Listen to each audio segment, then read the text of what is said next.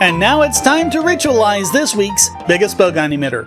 And this week it goes to the Bureau of Alcohol, Tobacco, Firearms, and Explosives for far greater ignorance of firearms than they've expressed to date. Rare Breed Triggers received a cease and desist letter from the Tampa branch of the ATF ordering them to stop all manufacture, sale, and transfers of their FRT-15 trigger, threatening them with criminal prosecution if they don't on the grounds that it's a machine gun. A trigger is a machine gun. The FRT-15 is known as a force reset trigger, which is what FRT stands for. In a normal semi-automatic, the recoil from the expanding gas pushes the bolt carrier back, which ejects the spent casing while locking the hammer. The magazine then loads the next round. Once releasing the trigger, the shooter can fire again. The FRT-15 performs an extra function. As the bolt carrier cocks the hammer, it also forces a reset on the trigger. Instead of having to release the trigger actually pushes back on the shooter's finger, putting it in position to fire again. The ATF is saying it can turn an AR-15 into a machine gun by making it fire faster. When Rare Breed asked to see their examination, they admitted that they don't know who did the examination, and in fact they hadn't even seen it. Their legal counsel also confirmed that she hadn't seen it.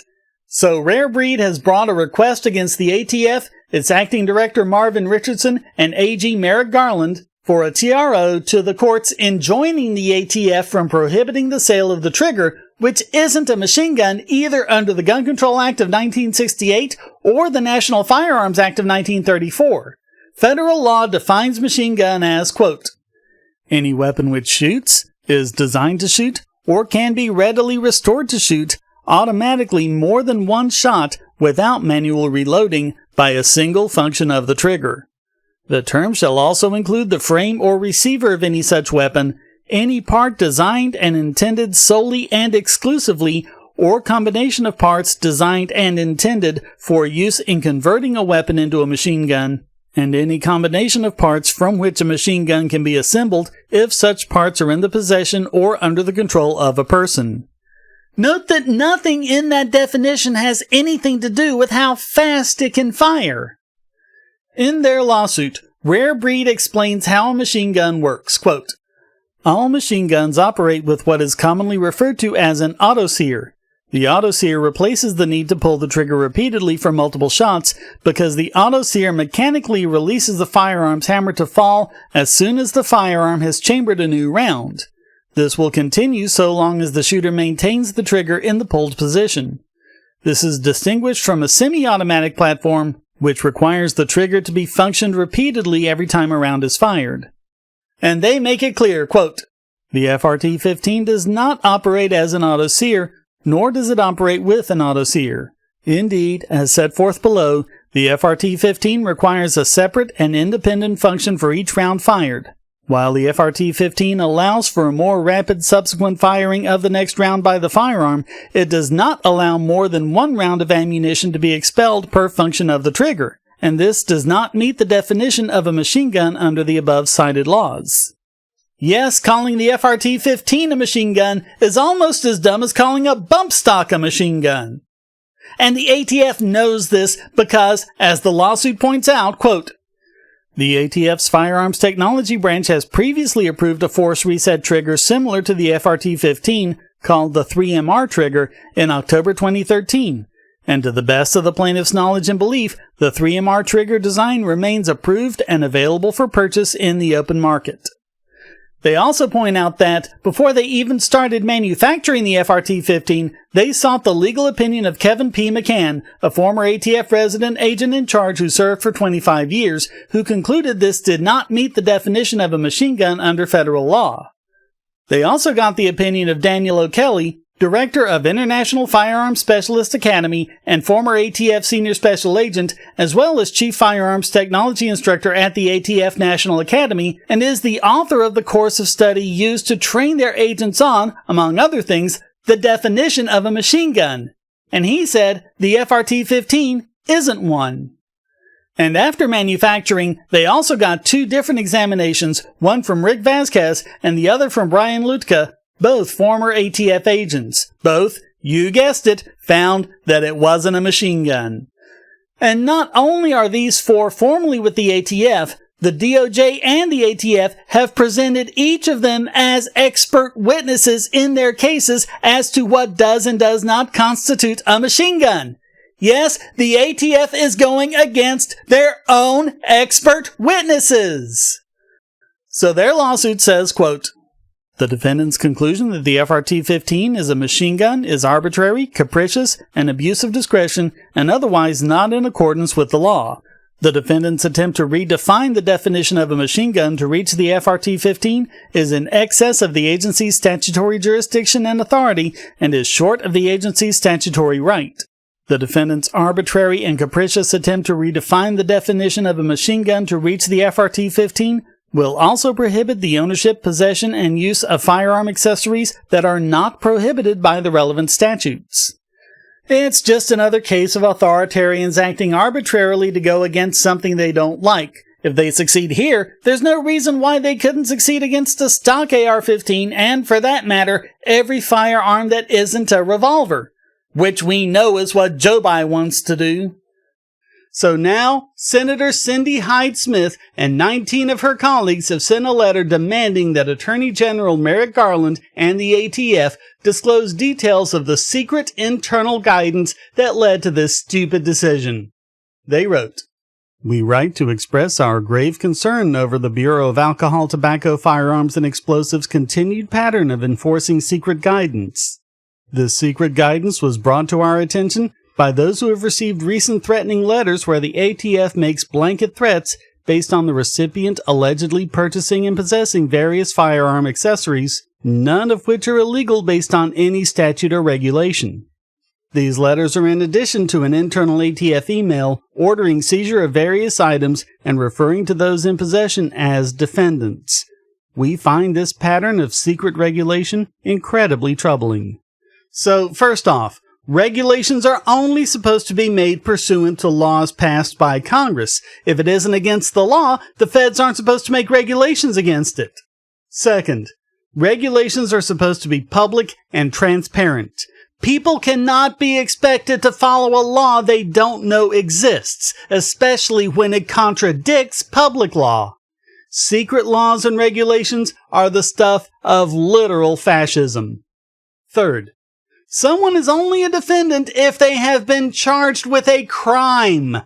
By calling random people and businesses defendants without charging them with anything, they're implying that there's been some kind of secret criminal finding that's gone on behind closed doors. In addition to the forced reset triggers, they've also gone against solvent traps. Yes, solvent traps. Why? Because they claim they're, quote, unregistered silencers. Say what? Aside from the fact that outside of the movies there's no such thing as a silencer, the actual accessory is a suppressor, how is a solvent trap a silencer?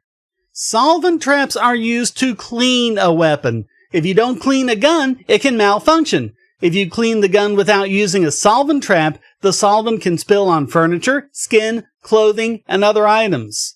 Solvent traps do just what they say. Contain the solvent and debris during cleaning. And in case you're wondering if a solvent trap could be used as a suppressor, no.